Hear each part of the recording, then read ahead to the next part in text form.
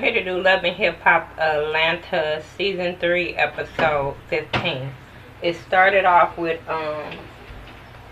it left off last week where Cardi was going to confront Khadijah and Jock. He just basically was like, I'm busted in a confessional. He didn't say that to her, but he basically just said, I'm busted. He really didn't care. He could care fucking less that Cardi came to confront him. Cardi talking about him, talking about Khadijah, talking about her clothes didn't fit.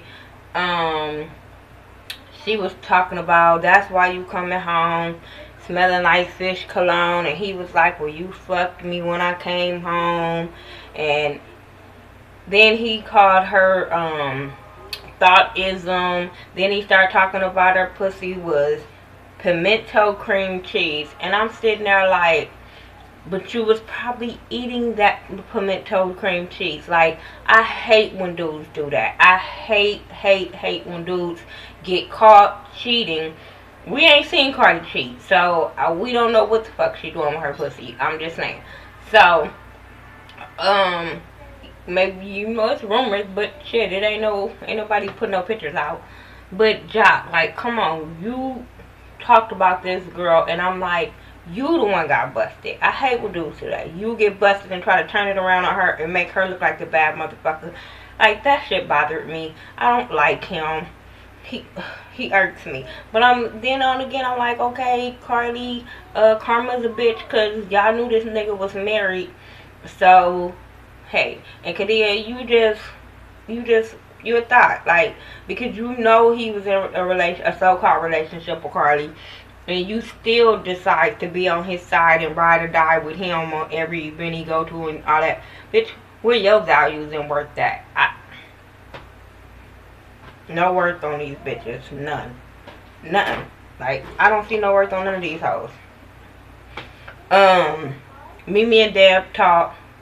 And they're talking about Mimi's father's death. And Deb can relate to her because her father's death. I'm not going to go in on Mimi at this moment because I know what it feels like to lose a father. So I'm not going to go in on her.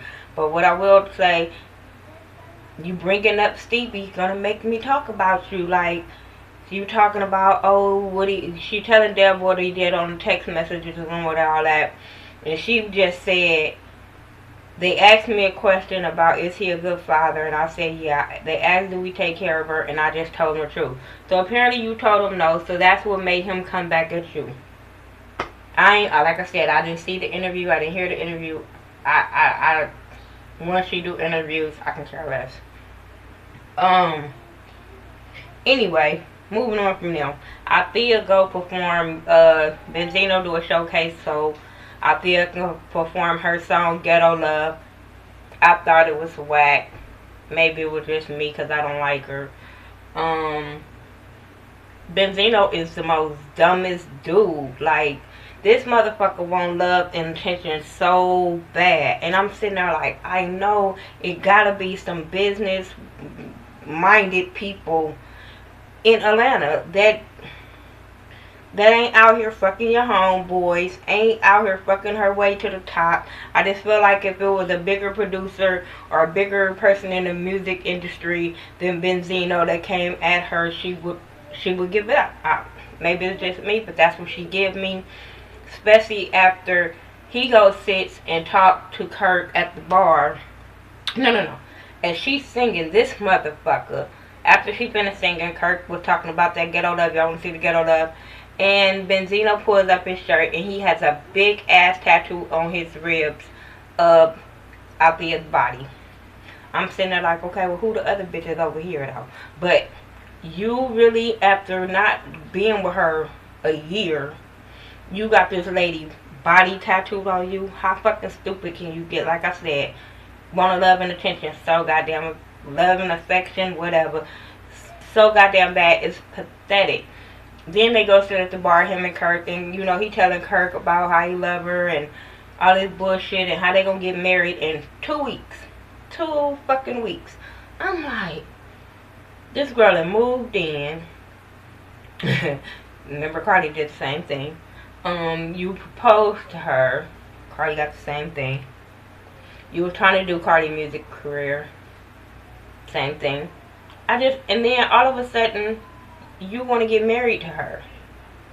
Like, in 2 weeks, Benzino, real tattoos, and all that. Like, this is the most dumbest shit from a older gentleman. Like, no, he not a gentleman. Older dude. I couldn't call him a man because he do kid shit. So, I just was like, this is fucking retarded. This is fucking scripted. If it's scripted, it's even more retarded. Your writers are stupid. I don't know. So, anyway, Kirk was like, you need to get a prenup on this. This is too damn soon. He like, yeah, he thinking about it. Like, yeah, Kirk is right. Woo woo. And next thing you know, she comes over there and talks him out the damn prenup. She moved her body, put her titties in his face, yada yada yada, because he was like, we're gonna have to get a prenup. She was like, prenup what? I was like, oh my god. And he just tried to keep on going, and she brought up the prenup, and next thing you know, he was like, fuck the prenup, it ain't no prenup. And I'm like, you's a dumb box of fucking rocks. I know every dude watching this was like, this motherfucker is dumb. So anyway, moving on. Scrappy and Jock talk about the drama that happened. Because y'all noticed when that drama did happen, Scrappy ass never left. That nigga was over there in the corner, sipping on his drink, rolling. And, okay? And, no, don't tell me nothing right now. Go lay down. That's what you're gonna tell me. Anyway, he was talking about how after the stuff with, oh boy, I think it was Jeremiah and Cardi, then he started fucking around with Kadia a little bit more. He liked Kadia. He used to like Cardi. Cardi was cool, but then she crazy. Did he say that Cardi gave him head with her feet? Was it me? Okay, to each his own. Everybody got their own little sexual crazy shit that they do, so to each his own, Cardi. But hey, and I'm sitting there like, if she got all these tricks, ain't that what dudes want the girls to tricks? So what the fuck is Kadia doing? I don't know. So anyway, they talked about how Scrappy gave Bambi the friendship ring, but he still think his baby mama looked good and all that. But they know it ain't gonna happen.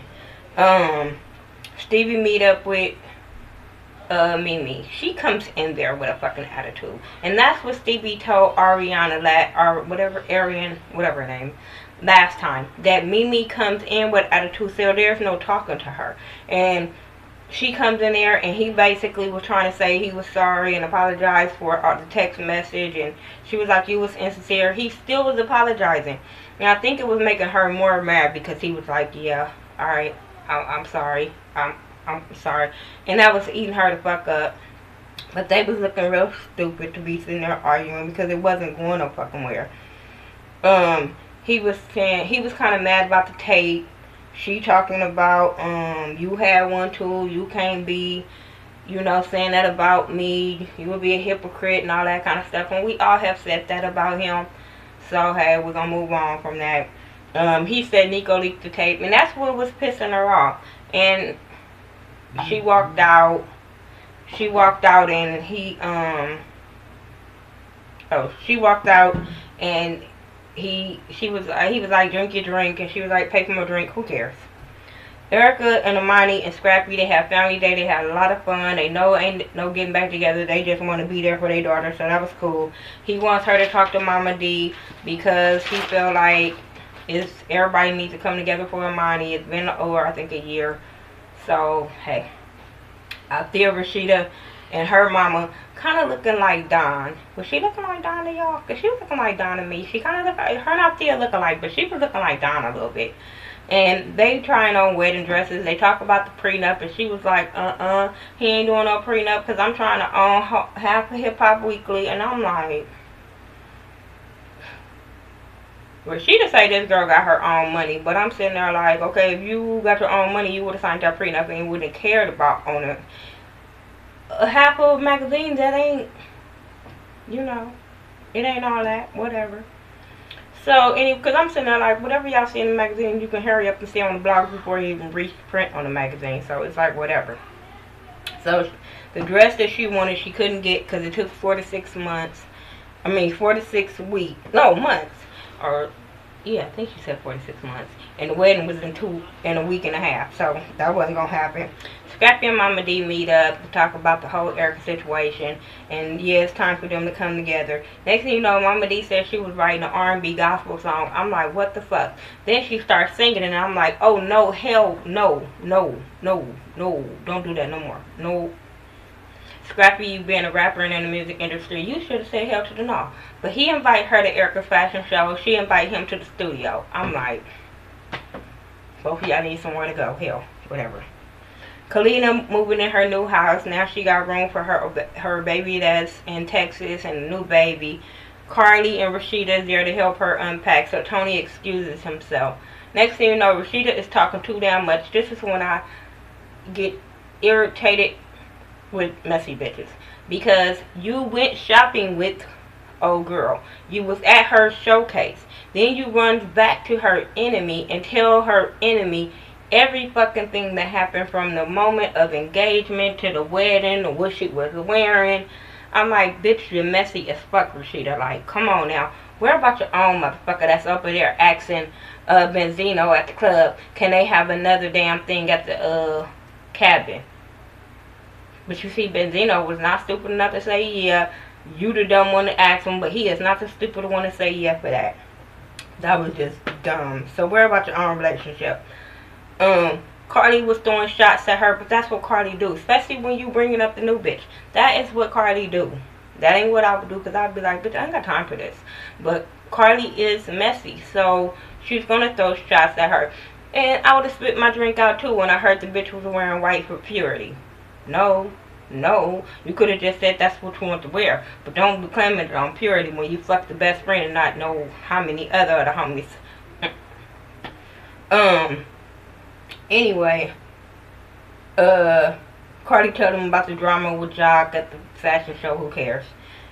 Then you have Erica's fashion show. Everybody there to support her. Mama D, her mama, her daughter, Scrappy, they all there. It's a little small, intimate little place. It wasn't no big fashion whoop-de-doo with a runway, nothing like that. It was just her showing her clothes off. What I am going to say about her clothes, I went on her website, and the dresses are expensive to have cheap looking material. When I was looking at the models on the website, I'm like, I can see through their dress. So you're not going to charge me $79 for a dress that I can get from another girl on Instagram for probably 2 for $25, 2 for $30. Not going to happen. So, yeah, get that shit together, Erica. But they supported her.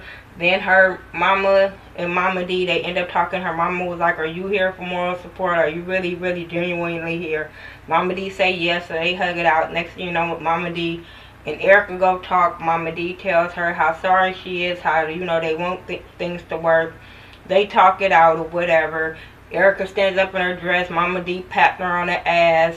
And I'm sitting there like, okay, I hope everybody really getting along, because I did see that her, Bambi, and Scrappy was on vacation together, and him going off on the people at the resort place or whatever. So I hope everybody is getting along. The new girl, the old girl, the mamas, all that. Mimi goes to Nico's house because she said she had a hard week, and next thing you know, she's getting text messages and links to a thing on media takeout that Nico's married. So she go to Nico's apartment, she asks him about him being married, and he said yes, there's some truth in that, and it goes off. So then next week, gotta wait for another cliffhanger. Like, this shit is that damn good. You are not the have and the have-nots to be leaving us on this damn cliffhanger for some shit that we ready to go fuck off. I'm just saying. So yeah, that was my review for Love and Hip Hop season 3 episode 15. I hope next week is the season finale. I just really do. This shit is draining me like the Real Housewives of Atlanta had like 20 some episodes. So yeah, y'all tell me what y'all thought about this episode. I'm trying to get all my videos out, but me standing on my leg for a long time, that should be hurting after a while. So I'm trying to get them out, and if I don't, I'm just get them out over the weekend. It just be late. So y'all just excuse me. I'm still getting back, and I'm still recovering. So, but I still try to get these videos out for everybody. Make sure you follow me on Facebook, Twitter, Instagram, Google+, Xbox Live. I do everything by The Ghetto View, THA, not THE. Make sure you follow my girl Ashley Miller. Mike B 801, Squeaky Jones. Much love, always reach these motherfuckers. Justin J, Scotty from Mrs. Still Standing, Bonnie Blue. Check all the YouTubers out and let's keep this shit going where we can keep on talking and communicating. Alright, peace out.